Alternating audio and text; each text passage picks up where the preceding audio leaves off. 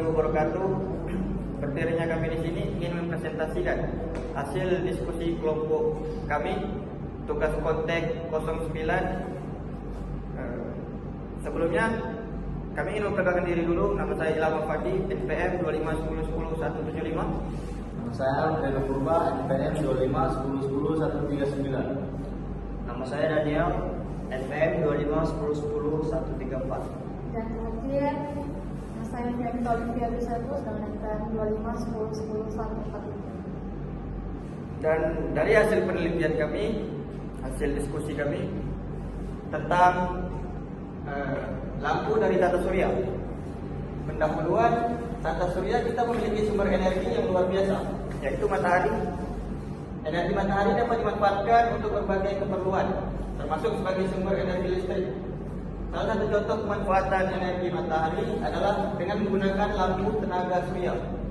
Lampu tenaga surya adalah lampu yang menggunakan energi matahari sebagai sumber energinya.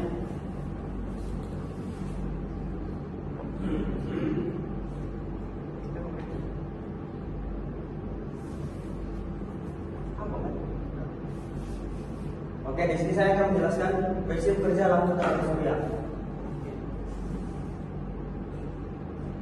Lampu tenaga surya bekerja dengan menggunakan panel surya untuk mengubah energi matahari menjadi energi langsung.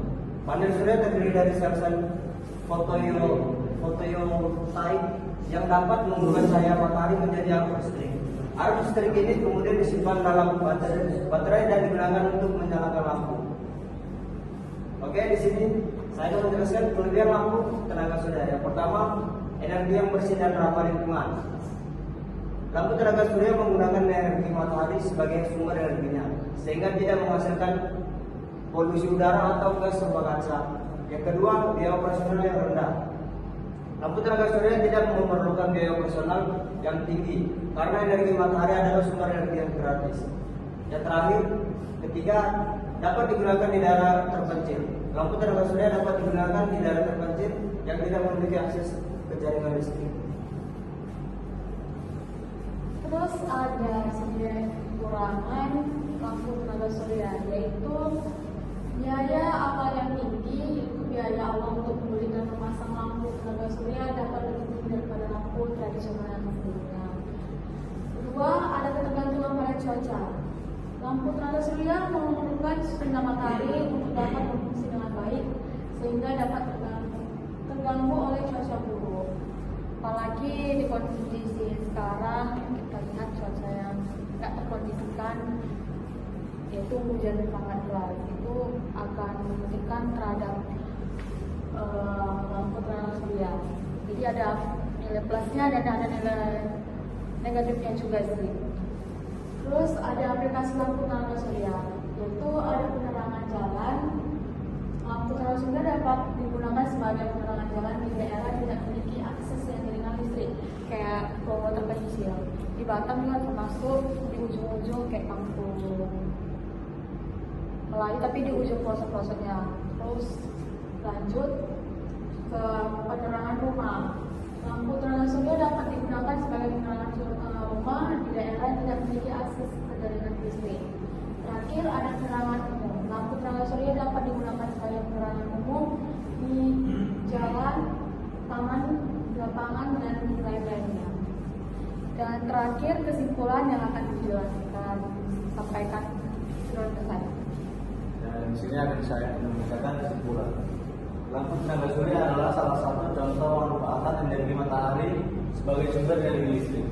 Lampu tenaga surya memiliki banyak kelebihan seperti energi yang bersih dan ramah lingkungan, biaya operasional yang rendah, dan dapat digunakan di daerah terpencil. Namun, lampu tenaga surya juga memiliki kekurangan seperti biaya awal yang mahal, yang tinggi, dan ketergantungan pada cuaca.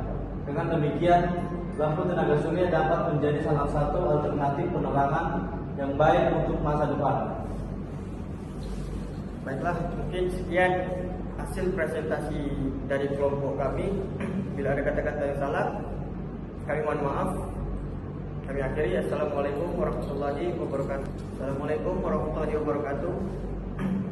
Berdirinya kami di sini ingin mempresentasikan hasil diskusi kelompok kami dari kelompok 4 konsep teknologi ingin mempresentasikan tugas 9 yang tentang pemotongan unggas bebek. Sebelumnya kami ingin memperkenalkan diri dulu. Nama saya Ilham Ahmadi, NPM 2510100175. Nama saya Alfredo Purba, NPM 2510100139. Nama saya Daniel, NPM 2510100134. Dan nama saya Fian Kalifiansyah, dengan 25101014. Baiklah, kami akan langsung mempresentasikan pemotongan unggas bebek. Pemotongan unggas bebek adalah proses penting dalam industri peternakan dan pangan. Proses ini memerlukan perhatian khusus untuk memastikan kualitas dan keamanan pangan. Dalam makalah ini, kita akan membahas tentang proses pemotongan unggas bebek, kualitas dan keamanan pangan, serta manfaat pemotongan yang baik. Di sini saya menjelaskan proses pemotongan unggas bebek. Yang pertama, penerimaan dan penyimpanan. Bebek diterima dan disimpan di tempat yang sejuk dan bersih. Yang kedua, pemotongan. Bebek dipotong dengan menggunakan pisau yang tajam dan steril. Yang ketiga, pengeluaran isi perut. Isi perut bebek dikeluarkan dan dibersihkan. Yang keempat, pembersihan. Daging bebek dibersihkan dan dicuci dengan air bersih. Yang terakhir, pengemasan. Daging bebek dikemas dalam wadah yang bersih dan tertutup. Dan di sini ada kualitas dan keamanan pangan, yaitu satu, kualitas daging. Daging bebek harus segar dan berkualitas baik. Kedua, keamanan pangan, yaitu proses pemotongan dan pengolahan harus dilakukan dengan cara yang higienis dan aman. Tiga, ada pengawasan, yaitu pengawasan yang ketat harus dilakukan untuk memastikan kualitas dan keamanan pangan. Selanjutnya ada manfaat dari pemotongan unggas bebek yang baik, yaitu ada kualitas daging yang baik. Pemotongan yang baik dapat menghasilkan daging yang segar dan berkualitas baik.